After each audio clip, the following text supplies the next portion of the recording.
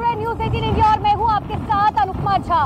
बिपरजॉय तूफान आज टकराने वाला है। शुरुआत करें बड़ी खबर के साथ और तस्वीरों के साथ। सबसे पहले ये तस्वीरें देखिए। दरअसल कच्छ का ये वही समंदर है जहां पर कहा जा रहा है कि देखिए आज ही यानी कि 15 जून की तारीख जो है वो मुकर्रर की गई थी और कहा जा रहा है कि देखिए आज ही के दिन जो है करीबन 3 से लेकर 5 बजे के बीच जो है आज ये तूफान टकराएगा। लेकिन सुबह सवेरे के 6:30 बज रहे हैं और इस वक्त भी देखिए अगर आप हवा की रफ्तार की बात करेंगे तो फिलहाल 90 किलोमीटर प्रति घंटे की रफ्तार से जो है यहाँ पर हवा चल रही है। देखिए समंदर की लहरों को देखकर समझा जा सकता है आसानी से कि आखिर हालात जो है वो आज किस कदर जो है यहाँ पर बनने वाले हैं। एक बार मैं आपको आसपास की तस्वीर दिखाती हूँ फिर आप समझ पाएंगे। देखिए आसपास की जितनी भी दुकानें थी वो पहले ही यहाँ से खाली करा दी गई है क्योंकि समंदर के आसपास का इलाका पहले ही सरकार की तरफ से प्रशासन की तरफ से कहा गया था कि जितने भी इलाके हैं उन्हें आसपास खाली करा दिया जाएगा। और देखिए ये तस्वीर आप देख पा रहे हैं यहाँ पर लोगों की दुकानें हुआ करती थी। हजारों की तादाद के लोग जो है वो यहाँ पर पहुंचा करते थे लेकिन अब सभी ये दुकानें जो है खाली करा दी गई है। हवा की रफ्तार कितनी ज्यादा तेज है इस बात को समझा जा सकता है कि यहाँ पर खड़ा होना भी जो है फिलहाल मुश्किल होता जा रहा है। लेकिन ये ऊंची ऊंची लहरें देखिए अब से जैसे जैसे समय बढ़ेगा वैसे वैसे लहरों की रफ्तार जो है वो और भी ज्यादा बढ़ेगी। मौसम विभाग की तरफ से साफ तौर पर कहा गया कि देखिए जब आज तूफान टकराएगा तो करीबन 125 से लेकर 160 किलोमीटर प्रति घंटे की रफ्तार से हवा चल सकती है। लेकिन शुरुआत इस वक्त सबसे बड़ी खबर के साथ करें कि देखिए आज तूफान टकराएगा। आज बिपरजॉय तूफान जो है वो गुजरात के कच्छ से टकराएगा। इतना ही नहीं कुछ घंटों में तूफान जो है टकराने वाला है। करीबन 3 से 5 बजे का समय रखा गया है मौसम विभाग की तरफ से जो बताया गया है। लेकिन देखिए उससे पहले गुजरात के तट की ये तस्वीर हम आपको दिखा रहे हैं। एक बार ये नसीब से मैं कहूंगी एक बार ये तस्वीरें दिखाइए। देखिए जूम इन करके अगर आप तस्वीरें देखेंगे तो आपको समझ आएगा क्योंकि हम भी सावधानी बरतते हुए दूर से आप तक तस्वीरें पहुंचाने की कोशिश कर रहे हैं। लेकिन देखिए ये जिस तरीके का तूफान है उसके पहुंचने से पहले गुजरात के समुद्र तट की अगर हम बात करें तो जबरदस्त तबाही जो है वो दिखने वाली है। वहाँ पर समुद्र तट से इलाके जो जुड़े हुए हैं वहाँ पर हमने देखा कि जोरदार बारिश जो है वो कल से लगातार हो रही है।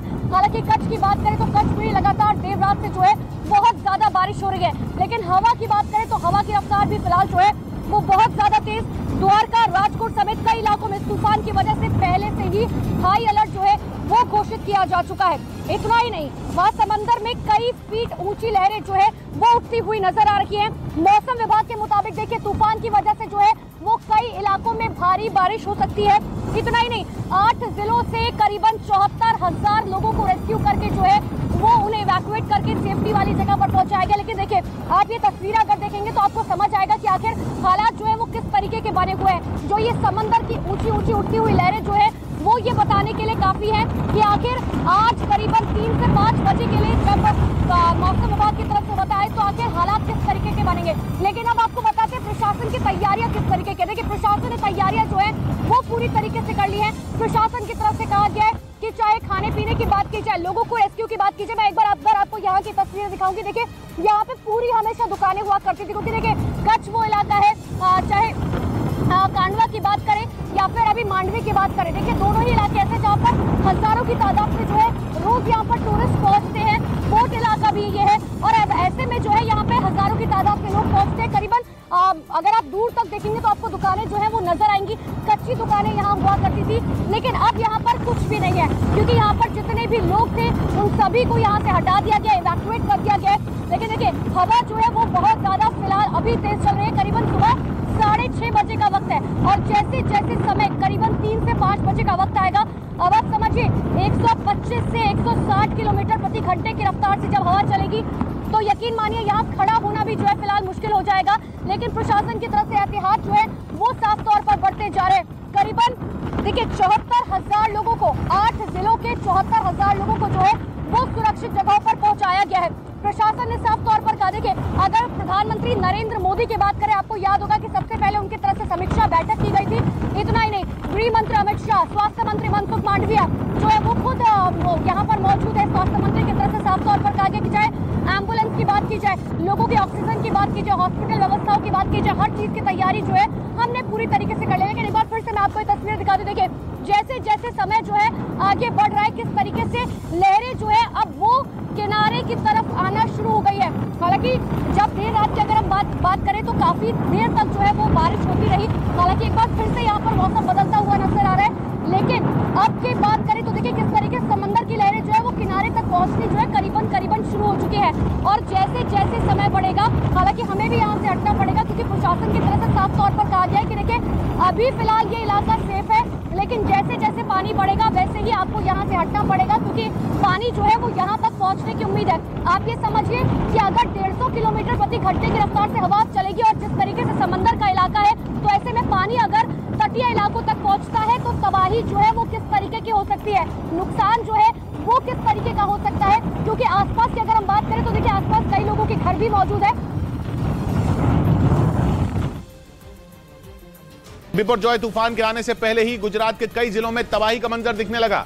कई जिलों में तेज हवाओं के साथ मूसलाधार बारिश हुई। तूफान अभी गुजरात के कच्छ के तट से दूर है, लेकिन इसकी वजह से कई इलाकों में हालात बेकाबू हो गए और तूफान की वजह से तेज हवाएं चलने लगी। गुजरात के राजकोट में तेज हवाओं और बारिश की वजह से एक बड़ा पेड़ गिर गया।